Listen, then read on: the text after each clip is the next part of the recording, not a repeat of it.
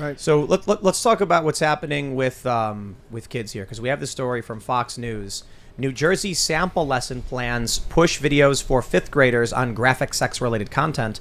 I mean, this was the stuff released by Lips of TikTok, right? Was this the New Jersey stuff? Well, she started it. Yeah. Yep. I just wanted to give her credit. Yeah. So it seems like we're seeing an inversion almost of what Florida is doing, where Florida's like, hey, look, third grade and below, it's hands off. After fourth grade and up, you can have these conversations without parental consent, which I also think is still kind of crazy, because parents should be signing off on curriculum and knowing what's going on. But now we're seeing schools having graphic sex-related content for even fifth graders. I think this is a great argument for Chris Rufo's whole transparency in education thing, which I love, this idea that curriculum needs to be posted before the beginning of the year so you can see what's going on. I like it for this reason, and I like it just so that I would know what my kid is up to and I can help study. What's interesting in New York is you have the unelected governor, Kathy Hochul, pushing for similar kinds of stuff as New Jersey, thoroughly opposed to the parental rights and education bill in Florida. And you have Andrew Giuliani, who is also running for governor, saying that he's interested in having a parental rights and education bill in New York. I think it's going to come down to, I think a lot of that's going to really come up in that what do you call it? Race, in that race. I was just going to say, with this stuff, is what's so insane is that with talking to the kids about this stuff, I've looked at some of these lesson plans, of course, just out of educational responsibility, not because I wanted to learn. And the way that they actually teach the kids about sex is so inaccurate. It's absolutely crazy. So you thought porn was a bad educator for children. It is kind of crazy. They're now talking about they're not calling people kids anymore, and they're not using the difference between adults and children, but they're using this phrase called young people, which is this idea of children. So that's the new hot phrase that they're using, young people. And this idea of taking away man and woman, old and young, adult and child, and everyone's a person X, like a Latinx. We're all vague and we're all a person. And there's this level of maturity. I know we talked about this before the show, but some of these educational sites that have porn on them to teach kids about the websites, you can check them out. They're cartoon porn, and unless you got some really weird fetishes, I don't think you're going to get stumbled. I don't think you're going to really like them a lot. But you go to click in, and it asks you it says by federal law you have to be 18 to enter the site. Then asks if you're mature enough. And when you get in there, the lessons on sex for kids are so strange. If somebody had told me that's what sex is, like the one I saw up front was, they were like, sometimes you get an erection, you get horny, and the guy's penis was the size of his torso. It was like this big, and I'm going, okay, I understand exaggeration in art, but if we're going to teach kids about accuracies of sex, why are you using cartoons with penises this 4 feet long? It's very weird. Take a look at this story. This is from Timcast.com. Maryland Department of Education will require pre-K students to learn about gender, identity, and expression. The state's health curriculum aims to examine how racism impacts sexual identity by middle school. I want to break this one down. Wait, how racism impacts yeah. gender identity by middle school? But so hold on. Okay. I got a bone to pick with this here Timcast.com. Is it a 4 foot long bone? Will require? When you actually pull up the document, it actually has on it pre-kindergarten through high school, 1st July 2020 to June 2021. It sounds like they're already doing it.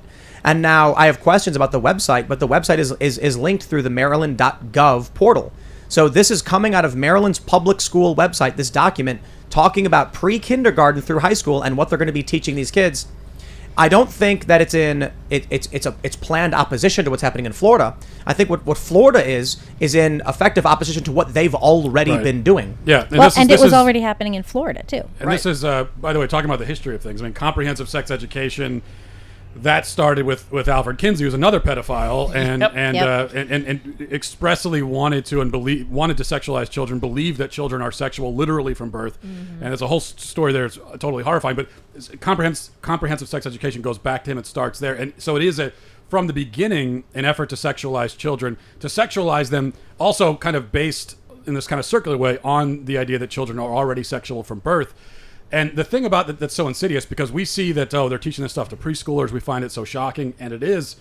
I mean, it's horrifying, but it's actually not surprising, because, well, of course they want to get to the kids that young, because when you're 4 years old, I mean, these are the kids who believe, in Santa Claus. They think that Spider-Man is real. So at that age, psychologically, they cannot distinguish. They actually cannot distinguish between reality and fantasy. If you go to a 4-year-old and you say to the 4-year-old, Superman doesn't exist, They won't even know what you mean by that. It doesn't mean anything. It doesn't exist. Right. What do you mean? I can see him on TV. I know he exists. And so that's the left's ideas about, especially about gender, are so ridiculous and insane that they have to get to the kids that young, at an age where they don't have the mental capacity to see it for the absurdity that it is. Well, and if you can indoctrinate them that young, then you get them, potentially for life. What's funny to me is that's what I was told growing up about Christianity, was that the church tries to get the kids so that they grow up indoctrinated in the church and dogma and things like that. And now I got to say, it is fascinating to see that when it comes to critical race theory, gender ideology, and the general woke cult, it seems that they're doing a lot of what the left claimed the right did a long time ago. Like they're arguing the other side does it, but they're doing it. And the difference is, so yeah, you hear that argument about that's what religions do, and the left makes that argument. It's actually interesting because what they're essentially admitting is that gender ideology is a religion, and so that part I agree with them. At least we have it in the right category. It's actually a religious point of view. But the difference is that with Christianity, you can ask really difficult questions. And in fact, for most Christians who are informed, like they want to have that conversation. Let's talk about it. Why do I believe in the Bible? Why do I believe in God? Let's have the conversation. It's great. With gender ideology, though, and this is why they have to get to the kids very young, it collapses under the slightest scrutiny. They cannot answer like any questions about it. Ask them to define their terms. They can't do it, and so that's why they resort to insults instead. Right. And it's like I asked. Look, whenever this topic comes up, we invariably mention the Jack Dorsey Rogan podcast because this conversation was about censorship, but I said to Jack, your rules are inherently biased. And he said, no, they aren't. And I said, you have a misgendering policy that enforces the left's worldview on what misgendering means. The right thinks misgendering is if someone is biologically male or female, you use inverted pronouns. And the left thinks if someone chooses to use pronouns, you don't use them. You've decided to enforce what the left thinks. I asked, would you enforce these rules? And he was like, well, look, we do this because there's high suicide rates and we're trying to protect people. And I said, sure, but you don't do that for anyone else who's suicidal. You don't say you can't disparage police officers or dentists. You don't say that you can't disparage people who are dysmorphic in terms of anorexia or bulimia. Yeah, soldiers have combat veterans have an insanely high suicide rate. Nobody says that means we can't criticize U.S. foreign policy. That's not true. That is a bannable offense on YouTube. Wait, criticizing U.S. foreign policy is a bannable offense because of combat veteran actually, suicide? Technically, it can be demonetized if you talk about Ukraine or Russia the wrong way now. That is absolutely true. The rules actually say, I'm pretty sure YouTube says you'll be banned for disparaging someone based on their veteran status. Yeah, but that's different. That's not... if you're disparaging someone for their veteran status, that's different from criticizing the broader ideology as if you in died which for they've nothing, taken right? a part of. That's the point. Exactly. If you're saying, hey, like, and I've heard people say this all the time, we should have never been in that war, and I've literally watched this not only on YouTube, but in every social media, something to this regard of going, yeah, imagine your brother died in Afghanistan, and then you see now the pullout, especially when we were leaving, and that the war, they say, was for nothing. And what do you feel about your brother's death? I mean, that would be something that I would say as a family member. Imagine I'm heartbroken, and I'm sitting there, and someone's railing onto it. It might put me in a position where I would feel unstable emotionally. Does my life matter? But I also think that the key thing about the trans thing you have to realize is, like, I this is going to sound crazy to some people, but I think you can't talk about this without being somewhat theological, or at least if you're not theological, metaphysical, you could put it into this. There is a depopulation agenda, and it seems that we always prioritize the social issues that lead to depopulation. It's like, whether it's the trans identity, whether it's, and we target when they're young, specifically in puberty. We're not fighting for transsexual adults. We're fighting for transgenderism, a state of mind, specifically in kids. It's for abortion in the womb. It's for climate change and reducing our emission and the amount of people and the carbon footprint. It's about reducing our intake, biosynthetic meat, about not having access to things. When you look at the amalgamation of all of the targets of the global agenda, I would say the Western global agenda, specifically EU, United States, the Five Eyes, etc. So when you go there, it all seems hell-bent on somehow bringing this down. Now that this is not antithetical to what the actual elites talk about very regularly in Davos, and also too just openly, like on public forums. And I hate to be like the Bill Gates guy, but people talk about there's too many people, there's too many, and there's just fuels. not. I know, but I'm saying this I agree with you. But that's where the social issues go. It's really fascinating. What is the common link? The common link is about making us less accessible to resources, to ideas, to expand, to grow, and to shrinking the population. I would say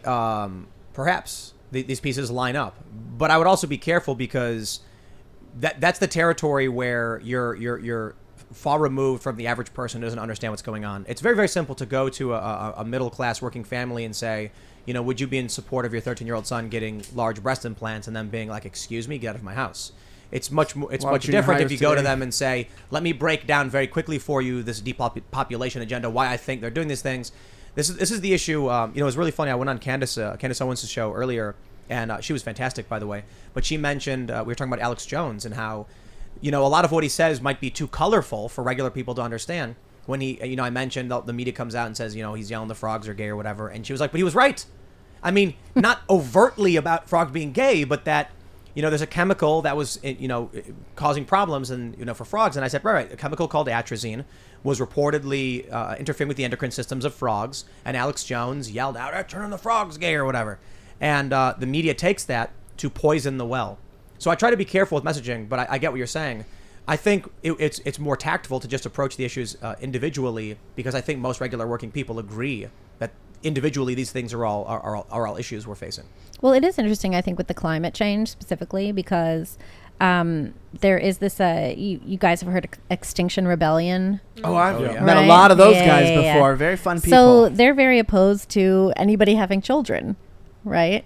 I hope they don't have any. And I hope they, maybe they don't have them. But that's sort of the idea, is that like people should not have children, that it's a drain on the Earth's resources and all of this. But it's like the less people we have, the less resources we're going to have, because there's going to be less people to do the work to gather the resources or to create the new things. And this is actually, to be fair, real quick, they're saying the amount of, say, oil in the ground will be consumed by 1 billion people, but 1 million people will consume order of magnitude, several orders of magnitude less. Mm-hmm. They're not saying that they're, like, I understand what you mean. There'll be less refined resources, but their argument is, it's so rare we can't even well, drill for more. They value the Earth over the Earth's inhabitants. Well, exactly, and that's an issue. So I would make 2 points. First, so firstly, what you're saying is verified by basically all of the statistics that we have on population growth and wealth.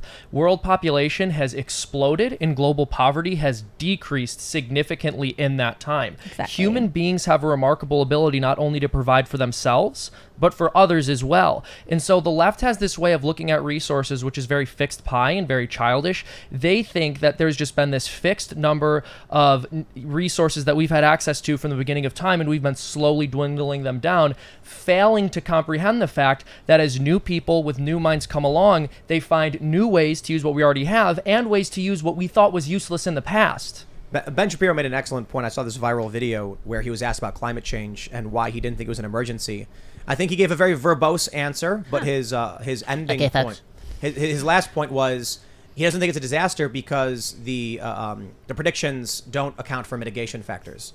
Meaning, they look at these charts and say, we're going to have 10 feet of water rise in 100 years, burying cities 200 feet in the next 1,000, and it's going to wipe out all these cities. And it's like, right. And you're not accounting for the fact that human adaptation happens. Right. Which you go back to that famous story about horse manure in New York. You familiar with this one?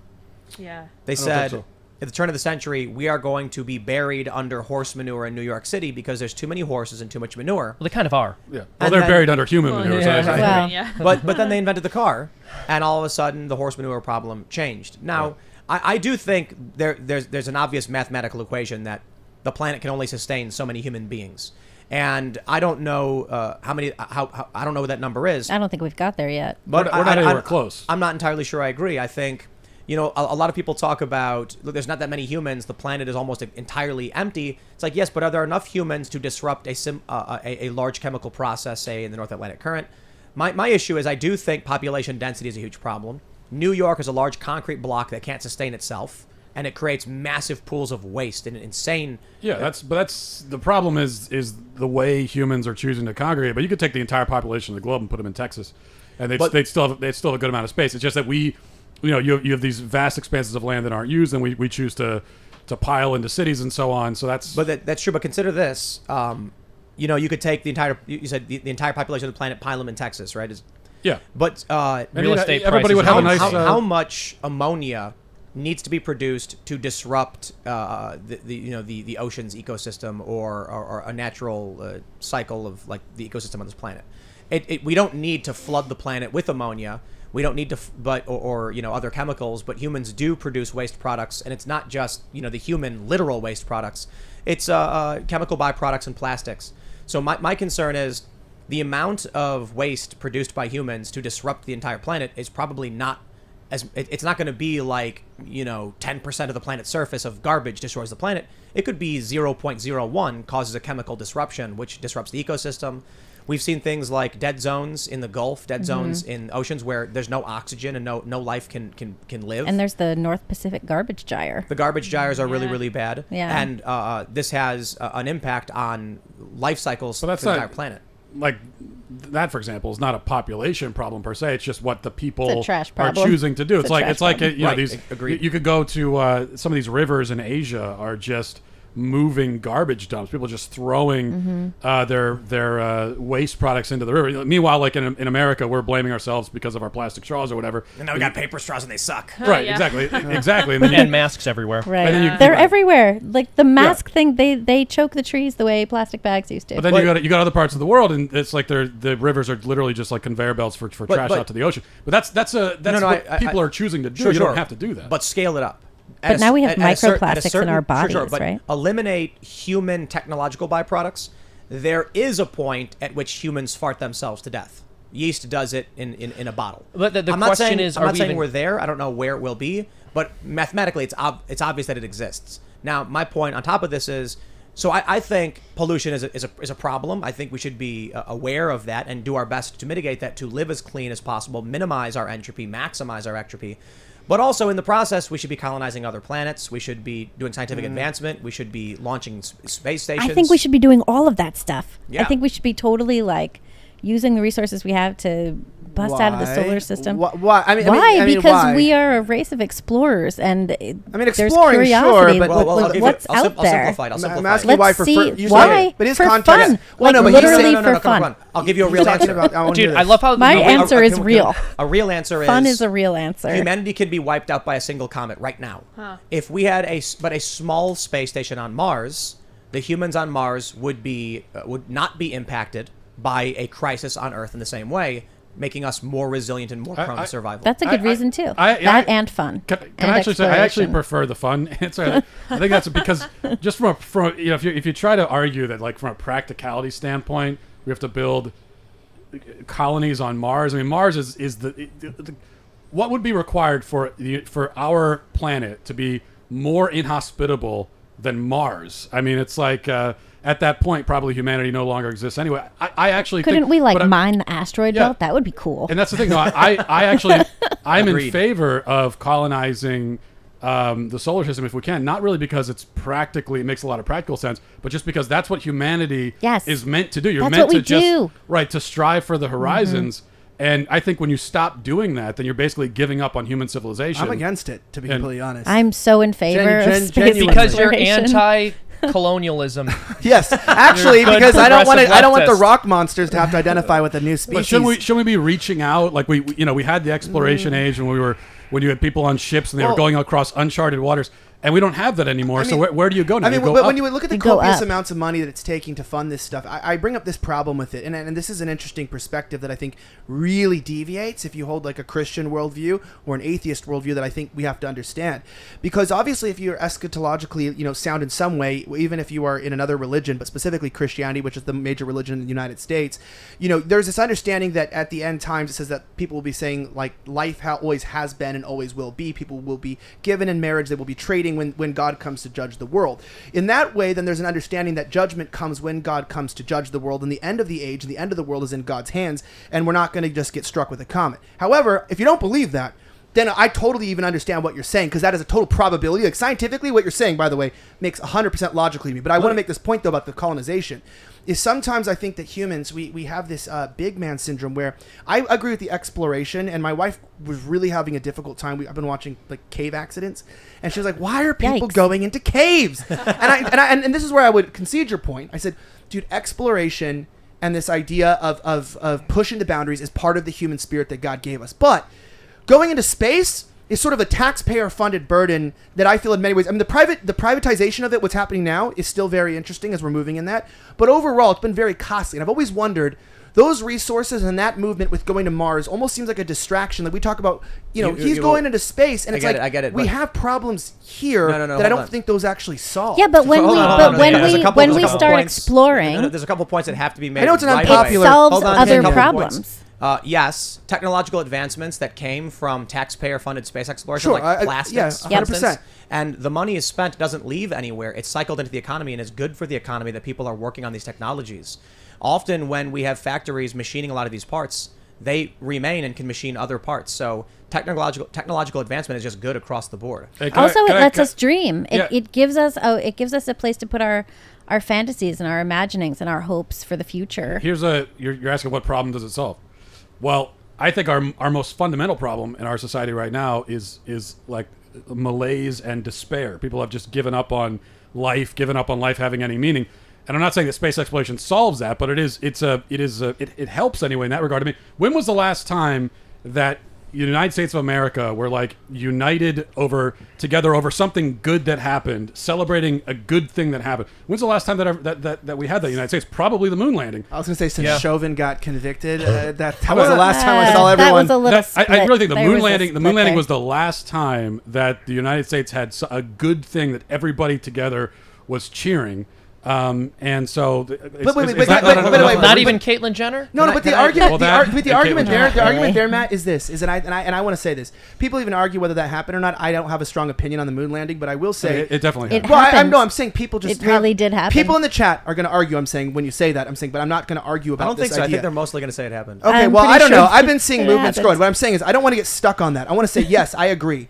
That moment was a total unifying factor and absolutely amazing. What space exploration appears to be today is, number one, the militarization of the outer hemispheres. Number two, it seems to be not a national idea of a space race, of us coming together and having a national unity. It seems to be who can afford a ticket to go out into the solar system and actually get out there. It seems more like another rich man's ploy to escape Earth. But here's the thing about that. New technology always exists for the wealthy. And also we had a government-funded space program that has now brought us to a point where we have private citizens who are able to further space research.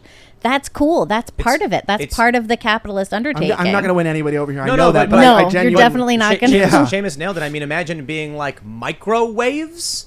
So you need to cook your food 10 minutes faster? Rich people buy the stupidest thing. Just use this stuff. Well, eventually everybody gets it. Thanks for checking out this segment from the Timcast IRL podcast. If you want to watch live, you can check out this channel Monday through Friday at 8 p.m.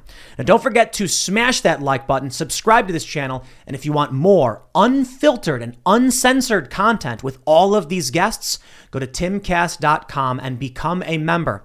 All of these guests you know and love in exclusive segments on our website where we are unrestricted in what we talk about, so you'll definitely not want to miss it. Thanks for hanging out. We'll see you all next time.